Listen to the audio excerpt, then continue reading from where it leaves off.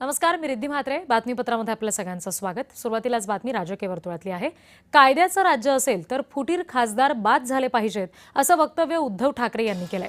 लोकसभा अध्यक्ष कायद्याला जागणारे आहेत असं ते म्हणतात. लोकसभा अध्यक्षांनी घटनेचं उल्लंघन करू नये असं सुद्धा ठाकरेंनी म्हटलं. खासदार संजय जाधव यांच्या मतदारसंघात ठाकरेंनी शिंदेंसह भाजपवर सुद्धा घणाघात केला.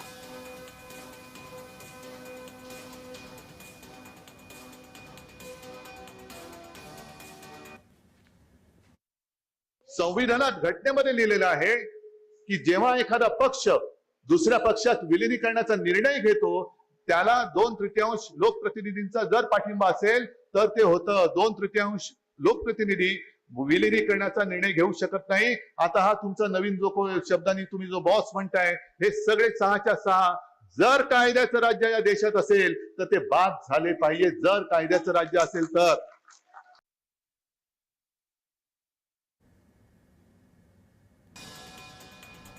उद्धव ठाकरे यांनी केलेलं हे वक्तव्य बघितलं. परभणीमधल्या सभेमध्ये उद्धव ठाकरे बोलत होते.